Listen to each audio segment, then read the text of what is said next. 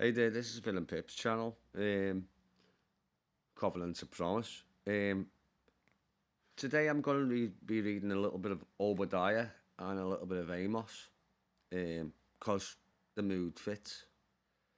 Um, so let's go to Amos chapter 8, verse 11.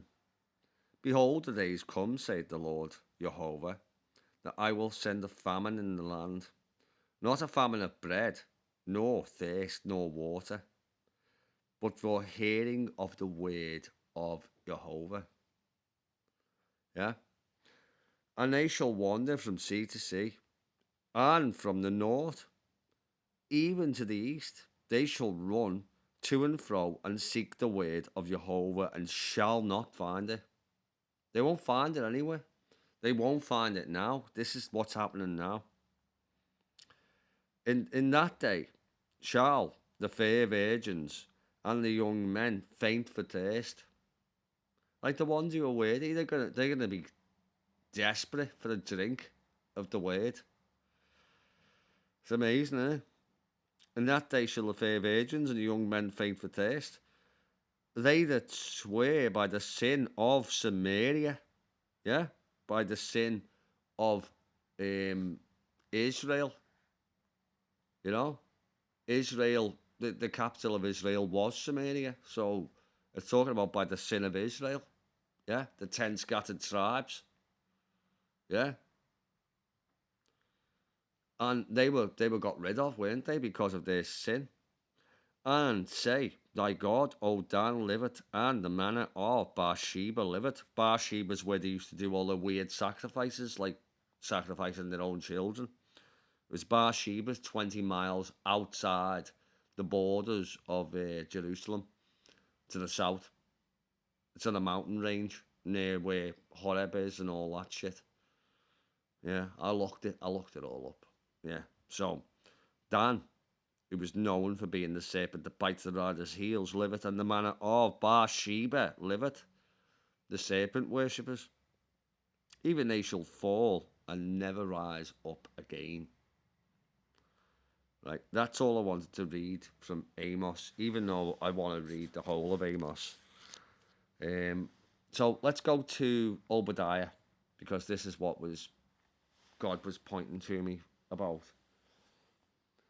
So Obadiah.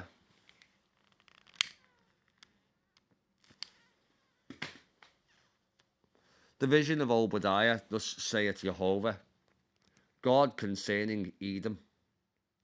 We have heard a rumour from the Lord, and an ambassador is sent among the heathen. Arise ye, and let us rise up against her in battle. Behold, I have made thee small, thee heathen, thou art greatly despised.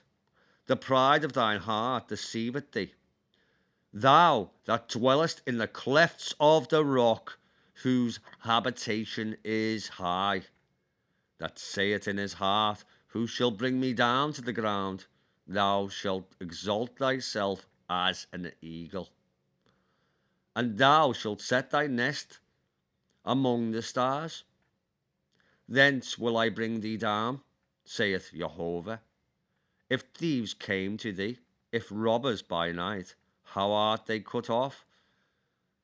Would they not have stolen till they had enough? If the grape gatherers came to thee, would they not have leaved some grapes? The grape gatherers. Who's the grape gatherers? Oh, yeah. That's his watchmen. The ones who gather the fruit. The ones who work the vineyard. The ones whose skin is black. Yeah? So, what it's saying is, if the grape gatherers came to thee, would they have not have left some grapes? Of course they would have. They would have gathered them and left them for other people and said, come and listen. Listen to the word of the Lord. How are the things of Esau searched out? How are the hidden things sought up? All the men of thy confederacy have brought thee even to the border. The men were at the peace with thee, have deceived thee, and prevailed against thee. They that eat thy bread have laid a wound under thee. There is none understanding in him.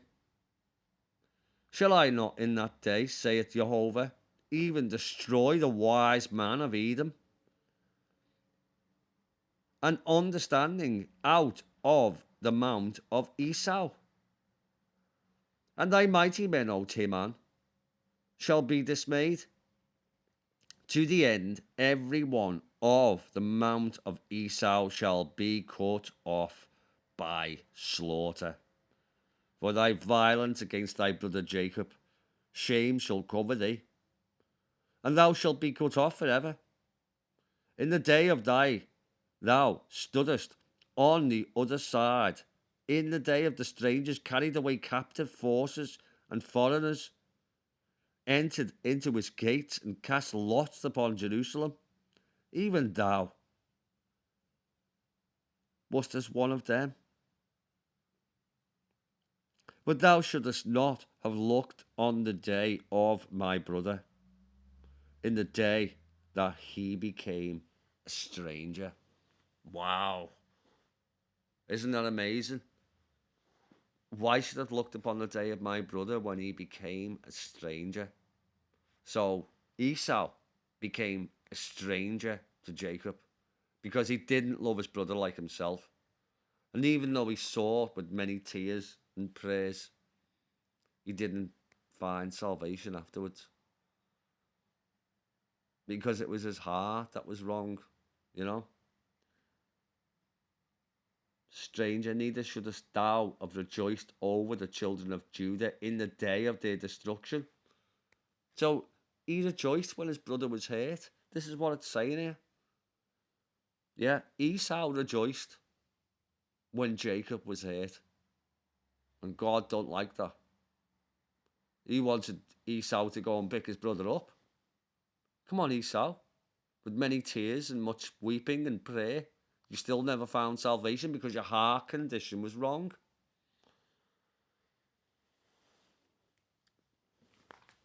So that's basically what's being said here.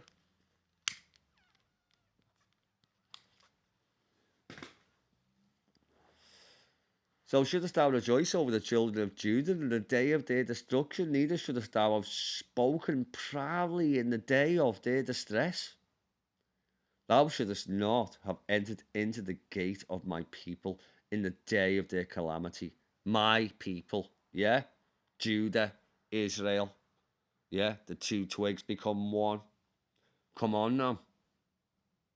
Thou shouldest not have entered into the gate of my people in the day of their calamity. Yea, thou shouldest not have looked on their affliction. I never abhorred the affliction of the afflicted. Psalms 22, Jacob. He wanted us to be afflicted. The rod of iron. Yeah, that's what corrects us. The rod of iron. Yeshua is the rod of iron. And he said, you shall be dashed to pieces like the potter's clay. Yeah, like the pot with a rod of iron, just as my Father saw fit to do unto me. So get ready. You're going to be dashed to pieces. And you know what?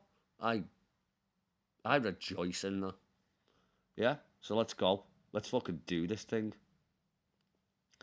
Thou shouldest not have entered into the gate of my people into the day of their calamity. Yea, thou shouldest not have looked on their affliction, never abhorred the affliction of the afflicted, did Yahovah, in the day of their calamity, nor laid hands on their substance in the day of their calamity.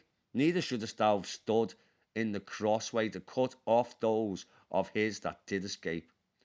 Neither shouldest thou have delivered up those of his that did remain in the day of distress. For the day of the Lord is near upon all the heathen. As thou hast done, it shall be done unto thee. Thy reward shall return upon thine own head. Oh, you better be worried. You better be fucking worried, heathen. You better be worried. Because the Lord's day is coming. Yeah? And it's coming upon me. It's coming upon you. And it's coming upon everyone. Yeah? So As thou hast done, it shall be done unto thee. Thy reward shall return upon thine own head. For as ye have drunk upon my holy mountain, which is Israel, his people, you've drunk upon them, yeah? So shall the heathen drink continually, yea, they shall drink, and they shall swallow down, and they shall be as though they had not been. Wiped out.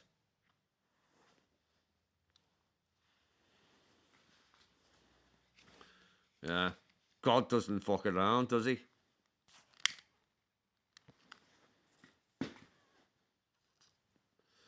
But upon my Mount Zion shall be deliverance. Blow, north wind, blow unto my holy mountain of me, Mount Zion, which is his people, which is his grapes.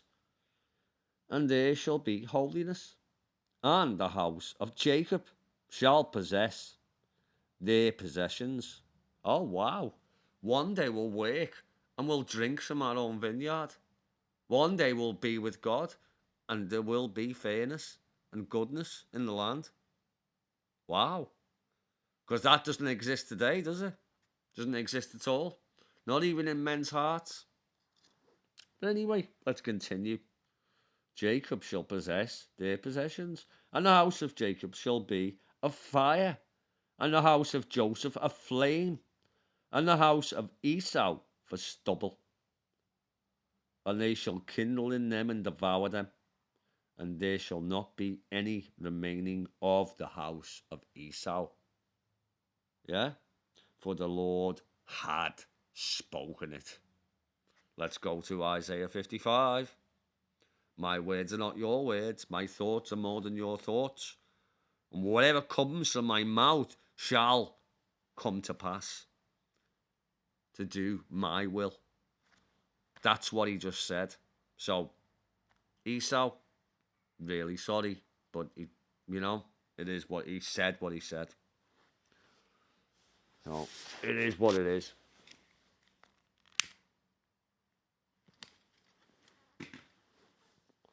I mean, are you going to argue with Yahovah? Because I'm not. I'm not. Drunken upon my holy mountain.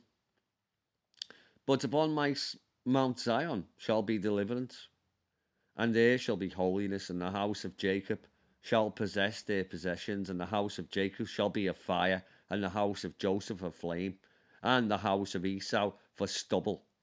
And they shall kindle in them, and devour them, and there shall not be any more remaining of the house of Esau. For the Lord had spoken it, Yahovah had said it. And he shall accomplish that which he please.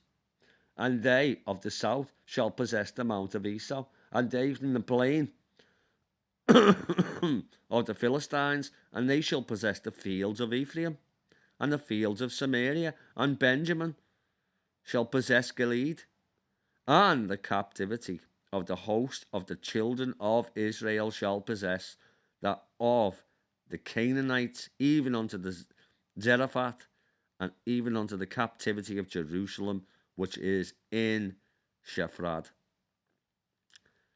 shall possess the cities of the south. So we're getting back to land. Go to Jeremiah's field. Why the fuck did Jeremiah buy a field in the middle of a desolate country, what being destroyed and the walls are on fire? Because he says, we shall go and build and plant once again. He was the prophet that came to destroy and also the prophet that came to build and replant. That's why he bought the field. That's why he took the princess of Zedekiah to the Northland, where she met Zerah. Now that's another story for another day. And the captivity of the host of the children of Israel shall possess that of the Canaanites and of the Zarephath, and captivity of Jerusalem, which is in Sepharad, shall possess the city of the south. The survivors shall come up to Mount Zion to judge the mount of Esau, and the kingdom shall be the Lord's. Amen. Let's do it. Fuck yeah. Like, that's amazing. Therefore I will wail and howl. I will go stripped and naked. I will make a wailing like the dragons, and mourning like as the owls. For her wound is incurable, for it is come unto Judah. He is come unto the gate of my people, even unto Jerusalem. Declare ye it not at Gad. Weep ye not all in the house of Ephraim. Roll thyself in the dust, pass ye away, thou inhabitant of Sephir, having thy shame naked, all in sin. The inhabitant of Zanan came forth in the morning of Bethazel. He shall receive of you his standing. For the inhabitant of Banath waited carefully for good, but evil came down from the Lord unto the gate of Jerusalem. This is pretty heavy, isn't it? Fucking, I think it's heavy, I tell you what. I'm ready to take up a sword, a mighty sword. I'm already taking up that mighty sword.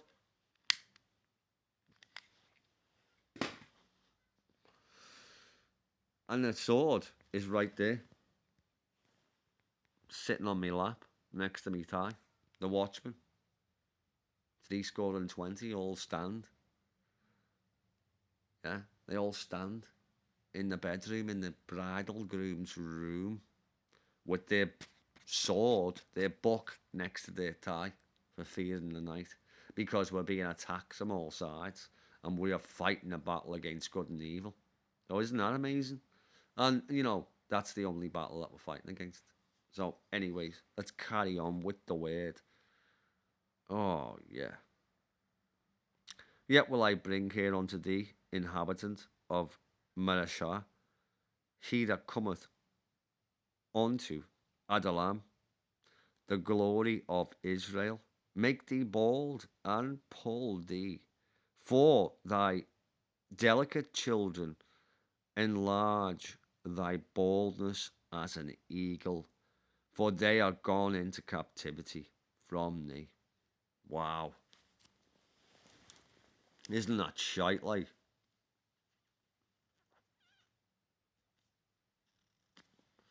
Woe unto them that devise iniquity and work evil upon their beds. When the morning is light, they praise it, because it is the power of their hand. And they covet fields and take them by violence, and houses and take them away. So they oppress a man on his house, even a man on his heritage. Therefore, thus saith Yahovah, behold, against this family do I devise an evil, from which ye shall not remove your necks, neither shall ye go haughtily, for this time is evil. In that day shall one take up a parable against you, and lament with a doleful lamentation, and say, we be utterly spoiled. He had changed the portion of my people. How hath he removed it upon me? Turning away, he hath divided our fields. Therefore thou shalt have none that shalt cast a cord by lot in the congregation of the Lord. Fucking listen to that. He's going to take away everything that you ever had. He's going to strip you bare. Why? Because you were evil. And he's punishing his son. He's punishing you. You're fucked. Until you turn away and start to do his work. Until you say, okay, God, you're in charge. Let's do your work. Until that day, then there's no other thing going to happen. Bar that, evil be done unto you. Oh, thou art named the house of Jacob. Is the spirit of the Lord straitened? Are these his doings? Do not my words do good to him that walketh upright in his covenant?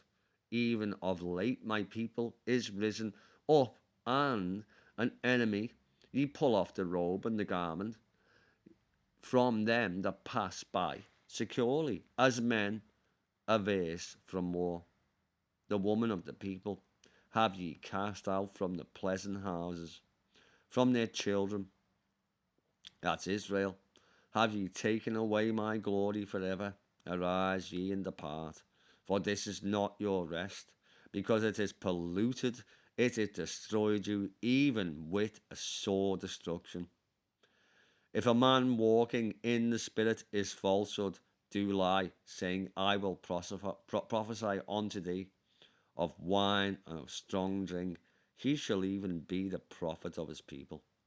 I shall surely assemble Jacob, all of thee. I will surely gather the remnant of Israel. I will put them together as a sheep of Basra. As the flock in the midst of their fold, they shall make great noise by reason of the multitude of men.